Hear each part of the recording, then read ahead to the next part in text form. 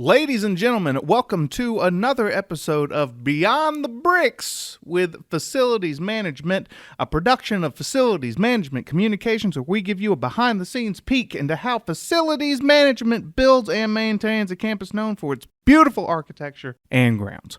My name is Trey Wood. And I'm Grant Peterson. And today we're talking with Simon Yendle, Assistant Vice President of Planning, Design, and Construction here at Facilities Management, about some deep lore with the university concerning the Hill dorms, the Cumming College of Education, and the STEM and Ag buildings. And Simon's also going to tell us about the process of preparing for demolition and construction, as well as the future of the campus and the goal to educate. You know, this campus has a lot of history, and I don't think what people are going to expect about this episode is that all of these things tie in together in such a super intricate pattern, and I can't wait for people to listen to it. That's right, I agree. Hey, Grant, play me that theme song.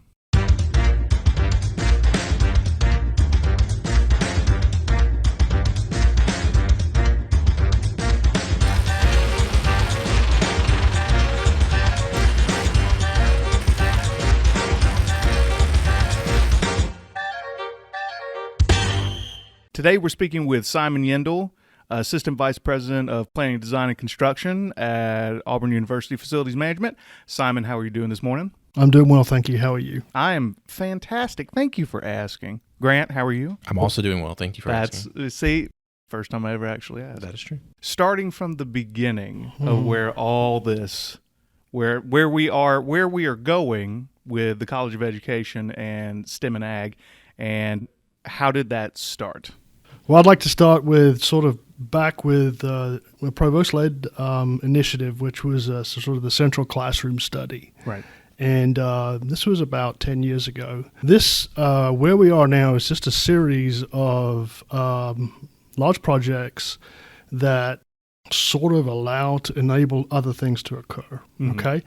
So if you go back, one of the first bigger projects we had was the Mel Classroom Edition that we did in front of the Ralph B. Drawn Library. Right. The reason this study was essentially to replace the classrooms and the pedagogy of the classrooms and academic space for Haley Center. Right. Right?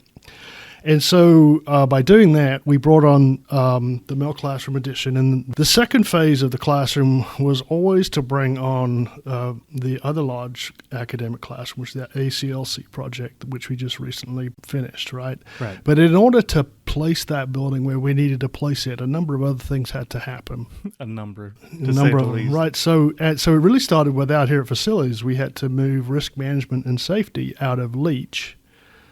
And then that allowed us to bring down Leach. That was before I even got here. Right. I didn't even realize they were in Leach. And then once we brought down Leach, we were able to build a new Leach building for the physics department, right?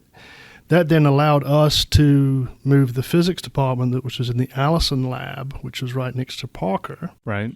By putting physics in the new Leach building. And then basically after that, we were able to free up the site enough to be able to do the central dining facility and the rather large ACLC complex. Right? Rather large. We had always thought that we were going to bring Parker Hall down. Right. As part of that exercise. One of the challenges was when we started ACLC, the provost came back and said they needed the 600 large seating in Parker. And Parker also contains one of our largest math and stats departments, which is about 45,000 gross square feet. Right. Because of the large size of that department, there wasn't a desire to temporarily move that sort of large thing because the number of students that went through there and that sort of thing. So it'd be a whole lot of people to move. A whole lot of people to for move. just a little bit. Right. And so while we were working on that, the Hill dorms came up. And for a while, it was planned on being looked at, should we renovate them? Mm-hmm. And for a long time, we even did a study and actually did some room mock-ups to look at how we might be able to do a major renovation of the Hill dorms. But it was cheaper for us to actually demolish them and actually look at building new. So we decided at that point that the Hill dorms had sort of gone past their useful life. Mm-hmm. And so there was an initiative to bring down the Hill dorms. Well, prior to that, back in the 2013 master plan, we were working on the new College of Education, okay? And originally that site was just south of P.O. Davis. And then when the opportunity came up for the Hill Dorm site, it was a great opportunity to put the new College of Education on the corner of West Sanford and Duncan. Right. Prominent corner, and you really gave an identity and a new home to the College of Education. So that's one of the first buildings that came along there. During this time, I guess back in 2018, 2019, the public school and college authority, there was a call for projects because they were going to go out, and the PSCA funding was going out, and they were issuing bonds, and they were going to they requested submittals from Auburn University. We requested it on two facilities. One was the College of Education, and we were awarded about $36.4 million in PSCA funding. That one's $70 million. The total project is $77 million. 77, that's right. But 36.4 of that is basically money that comes from the state that the university does not have to pay back on. What is unique about the College of Education is it kind of consolidates a number of their departments around school. But one of the primary things that it does is when it is complete, we will be able to free up approximately 55,000 gross square feet in Haley Center, which is significant because Auburn University doesn't have what we call any surge space. In other words, we don't have just a bunch of free open space where we can move people. And the significance of that is that we will take that space and we will manage it to a temporary space which would allow us to do major renovations down the line. Major renovations such like Comer Hall, Ramsey, Petrie, Marymount, all of that is sort of determined. But the idea is it will actually free up space for us to do that. It may even allow for a phased comprehensive renovation of Haley Center itself. We also submitted STEM and Ag, and then basically the premise was it was an opportunistic project that was sort of envisioned by President Gouge at the time. And basically the thinking was that what it would do, it would allow us to free up the departments in Parker, which would allow us to demolish this. Right. Free up all of Funchess. Right. Which would allow us to demolish Funchess and remove all the academic space from the Coliseum. Right. So that was primarily the process. So the STEM and Ag project is a complex. It's a series of 3 buildings that are all connected at the basement. They are 3 stories in height, a total of program of about 246,000 square feet. So it is massive. Yeah. So it is three very large buildings. We've aligned it to extend the concourse that is between Milagori and between the Goodwin Hall. And then basically what we're going to try to do is eliminate some of those crosswalks to make West Sanford a little safer to cross over. And then so what we're really beginning to do is, as you imagine, is the campus core of the main campus is really beginning to move to the south from an expansion standpoint. Right. And what we're doing is we're essentially replacing old, outdated buildings with newer, state-of-the-art buildings. Right. What is interesting about the STEM and Ag project is actually we're building back less square footage than they're currently in. Right. Because we're able to consolidate, because we're able to use the state-of-the-art lab and modalities. It's really interesting. The other thing that is interesting is that Ag and COSAM are using a shared concept. So there's a lot of shared resources within this lab. Sure. That basically eliminates a lot of the waste. So it's a pretty cool project. I mean, I think it's neat. A lot of these buildings, obviously the Coliseum with its ceiling, Funchess, has seen better days. I mean, renovating is expensive. Renovating is very expensive. It's not. I don't find it unique, is what I'm trying to say. It was a different time frame. When the Hill Dorms were sort of built, they were built in sort of 3 phases, right? So there are 12 buildings on there. That's a lot of buildings. It is, and then we're keeping 3 of them.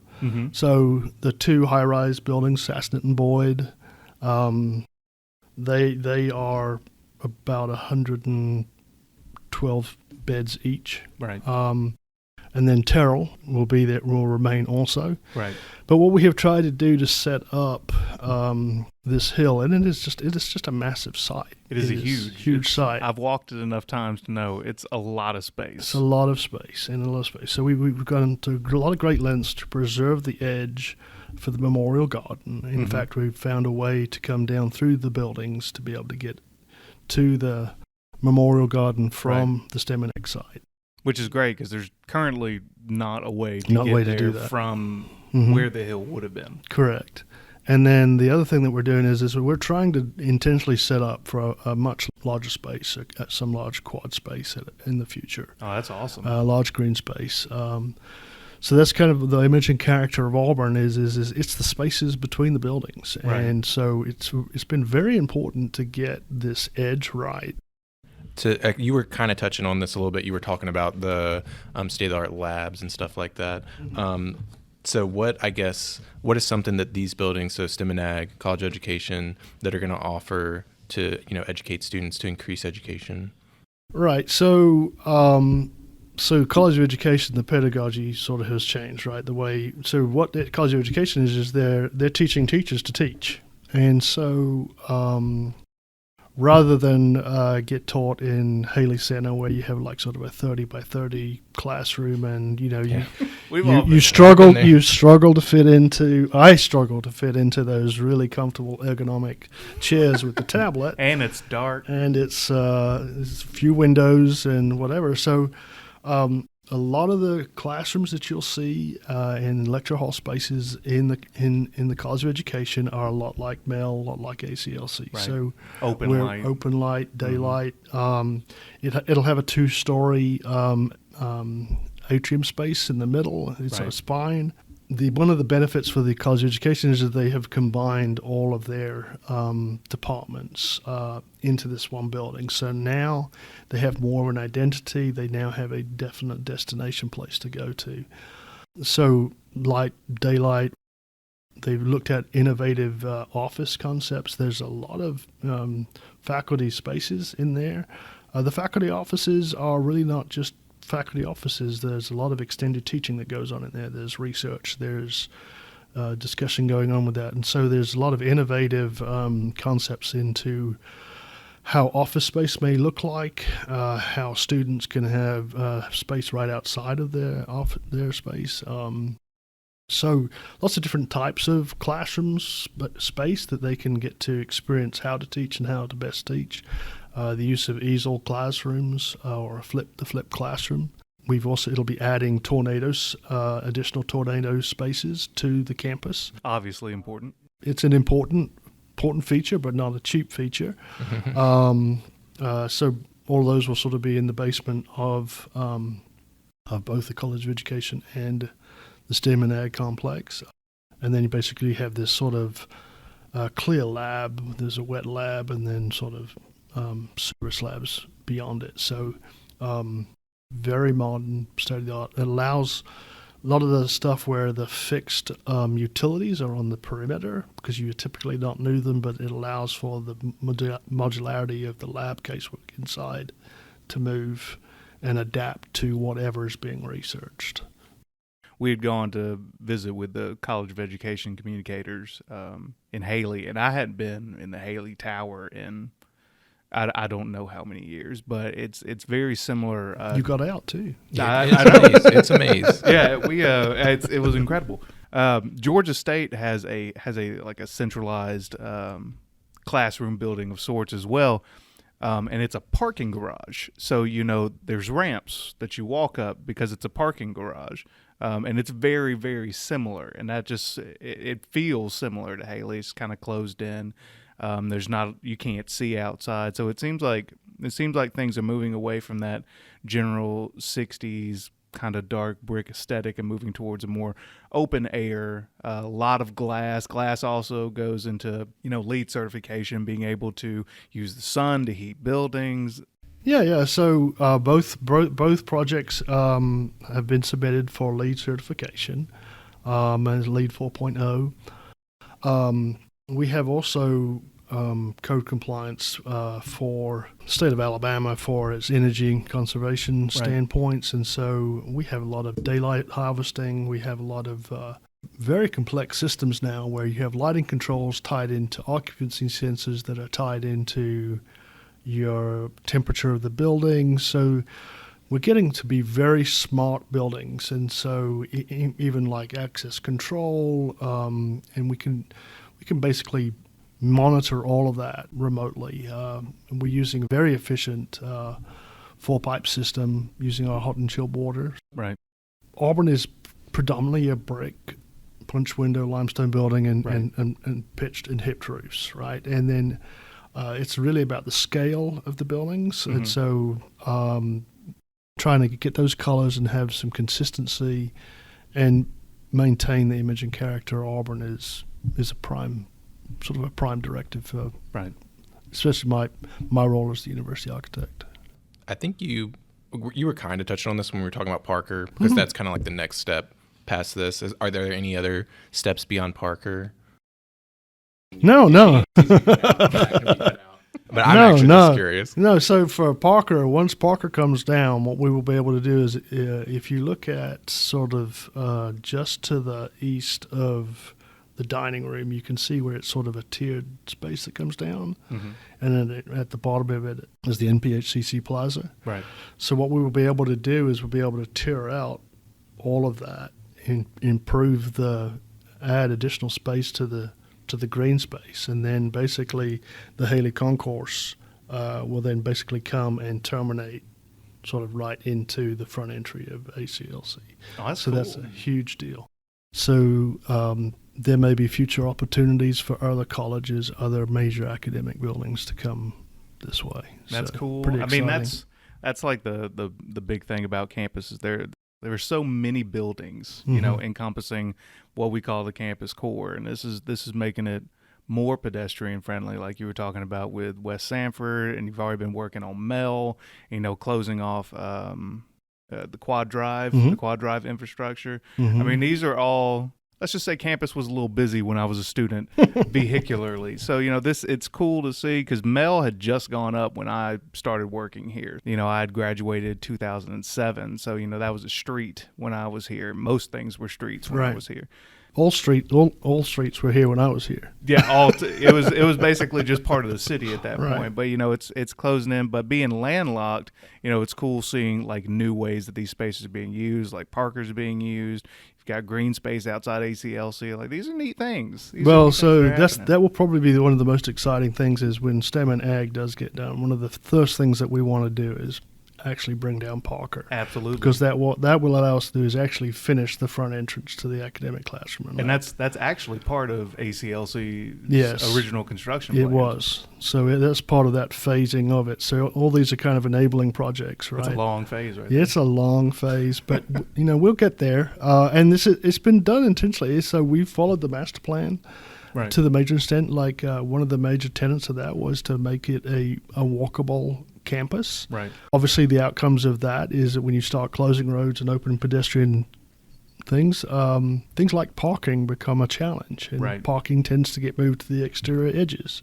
But what we have to do there is we have to come up with better ways of integrating our shuttle services and our transportation and other modalities to improve that parking experience. We certainly do have I don't want to get into a parking discussion, but that's a whole nother. It's another whole other bag of chips. That's exactly right. The little time that I've been here, you know, just hair over 5 years, you see the plan. Like you see the plan as things are going on. You see like parking, like the parking deck next to the hotel. You know, pushing it out to the outside to make campus more pedestrian friendly. There's just so many cool things. Yeah, I mean, so the legacy is like, so we're now on our fourth president that we've been working on, right? And so we're now on our third provost. So part of the thing that you see, and one of the good things that Auburn does is we kind of stay with the plan, and even though leadership changes, something changes, it just happens over time. And when you look at it sometimes, and when buildings take 2-3 years to design and 3 years to build, it's really hard to see how that all comes together. But Right. that's one of the things that our office does, and Well, I pretty mean, that's exciting. why master plans exist. That's right. It'll be an adventure. It'll be an adventure. But if you don't come to Auburn University and you don't experience construction, you're not having the Auburn experience. I mean, that's pretty much right. pretty much any university in the Southeast at this time. I mean, if you don't see some construction, I mean, are you really on campus? probably not. It's for the Probably better. not. Yeah. That's going to be cool. Yeah. It's cool to see that space being reused. I mean, it's ingenuitive, it's creative, you know, it's consolidating a lot of buildings, you know, and just in that talking about LEED certification, you're saving energy by being able to, instead of rehab these old buildings, build them something new that's inherently It's a lot more energy efficient. So exactly. two of the worst performing buildings is actually Funchess and the Coliseum. One of the cool things about the Coliseum is although we'll have the academic unit out with the Seminag, Right. because of the completion of the Football Performance Center, the athletic departments will be able to move into their athletic complex. Right. Which essentially means that we have some custodial, and then the big things that we need to then relocate or create is a sort of an event center, a large event center, which is what the Coliseum really does. I mean, it used to house 17,000 people, but Right. has a large floor, and it's used a lot by the community for a lot of other stuff. But we will have essentially moved most people out by the time we've done that, and so basically, you know, if we can figure out how to do some large event center, whether that's how we may approach that, Right. that will also allow for the Coliseum to be at someday come down. But that is not as in the near future as No, of course not. Parker is number one, Funchess is number two, Coliseum, and these are my rankings. It's all a process. One step at a time. But one of my goals as a university architect before I retire is that the Coliseum will be down. I mean, that's like one of the things. My dad was one of the first to graduate out of the Coliseum, and my class was one of the last. I told Martha specifically. I was like, I need to see. What's the plan for housing going forward after the demolition of the Hill dorms? That's a beautiful question. That's a good question. So, working with the student affairs and housing, what we have done is they have these long-term leases called affiliated housing, right? So there's 161 Ross, 190 Ross. Right. They're in the process of putting another RFP out for another affiliated housing. Because essentially we removed 1,300 beds from Right. the Hill, right? And so one of the goals, or one of the is to provide housing to those students that incoming freshmen that want to be on housing. That means that's approximately 5,000 beds that we have to maintain. And so we have gotten to a start point was we have a shovel-ready project, which is a brand new student housing project that is intended to go on the site right along the Haley Concourse. So this summer, or at the beginning of this quarter, you saw the quad drive utilities. Mm-hmm. And what that was doing was setting up to bring hot and chilled water to the new student housing building. There are three older houses, Residences, which was part of another program of series of projects in order to get that site ready. Mm-hmm. So we moved the Eagles program, which is part of the College of Education. Right. This is all linked. So in order to get empty the houses, we had to move the Eagles program into Foy. So they have currently a temporary location in Foy. Ultimately, They will end up in the College of Education. Oh, okay. Okay, that will be their final new home. And then there will be just a renovated space inside Foley. That's right. And then essentially, then when we renovated that building, we then moved College of Human Sciences childcare, daycare facility Right. into that location. Mm-hmm. And that is part of their final thing. And then we used two other programs that moved essentially to a research park and a renovation of fit out of cell space fit out of the park. With family services. Family services and cheer. And So that freed up the 3 buildings that we can now demolish. And what we're going to do there is we're going to demolish those, and until housing, we can come back and hopefully when some of these pricings comes back down and becomes more affordable, we'll turn into green space. One of the things that we are going to do is beginning of the summer, we're going to shut off Quad Drive. We've added some bollards to do that. Right. But the thing that we're going to do is we're actually going to turn that into your central food court for your food trucks. So we're going to take off the food trucks from the concourses and then consolidate them sort of right in the sort of the heart of Auburn. So That makes sense. I like that. pretty cool idea. Well, I mean, they're spread out because Sometimes it's hard to find Yeah. like, Right. which one you want. right. You've got the section. You got the section at Haley, and then you've got the section over by Mel, and then you've got the section over by. Well, we tried to build a food truck by Mel, Right. and the challenge with that is the remoteness of that. It was like Right. the food truck vendors basically said that is the death knell of us going there because there's just not enough traffic, right? So we're trying. We think this one being in the central core, we can then just allow the trucks to be able to stay there overnight instead of having to park them off, pull them off, and like we have to be doing. Obviously, it'll be sort of temporary, and ultimately, we're hoping that we will have a new student housing building, about 380 beds. It'll look a lot like the upper quad, Right. and it'll be freshman doubles. It's just a more of a modern interpretation of what that looks Right. like. I love the upper quad. That was a New Deal. The history of Auburn is what I love more than anything else. Just digging into these old buildings that existed, just like the old chilled water plant.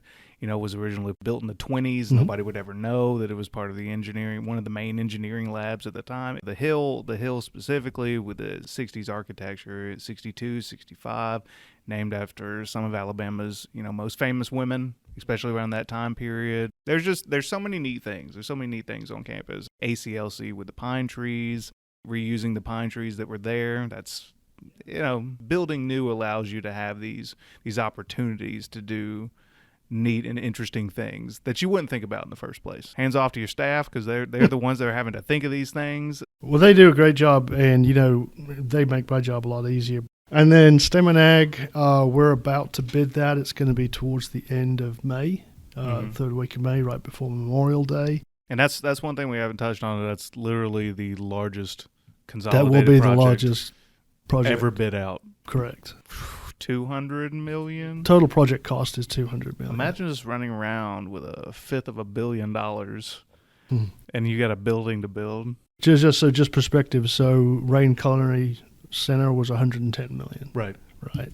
That's crazy. Yeah. That's yeah. that's actually insane. And the board did a great job in approving the investment. Looking towards like the future. These aren't like triangles that you're trying to fit together. These are actual puzzle pieces. When you think about how many programs have to go inside this one building to 10 years down the road, having to think how that one little puzzle piece is part of a much larger picture that all leads back to a master plan. Why you have master plans in the first place. Man, I can't wait. This it just makes me all giddy inside.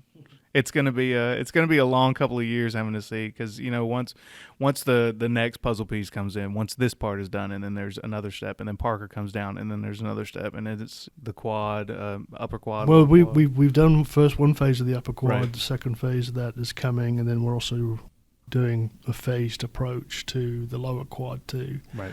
But you also have Mary Martin Hall, you have Sanford Hall, Ramsey, Petrie, just classical Auburn buildings that they need some tender loving care. Langdon Hall had a nice. Langdon Still has a couple of other things to do. Yeah, we have some window replacements to do there, Right. but it's we just need to. Auburn is last. If you look at those kind of bright and shiny buildings, but they're not. Most of them have been replacement, and some of them have been extremely visionary. Right. Like Brown Koppel, the Gooch Performing Arts Center was a vision. That was supported by one of the largest gifts that Auburn received. Right. Brown Koppel's got is connected underground to Gavin, and there's a wind tunnel underneath that. You never even Big Blue. That's right. Did you know Big Blue? Yeah. It's cool. And you never even know that garden space. It looks so nice. It's Auburn's largest rooftop garden. Right. Right. Oh yeah, I didn't even think about that because it's on top of literally a tornado shelter. 40,000 square feet. That's so cool. Yeah. That's cool. That's just, I mean, it's just neat little things that you wouldn't even think about. Yeah. That's, creativity. It's being really ingenuitive with the money you got, for sure. For sure. Yeah, for sure. Sure. All right. Well, Simon, thank you so much. This has been incredibly informative and extremely educational. You're welcome. I loved every second of it. I loved it. Thank you. All right. Thank you.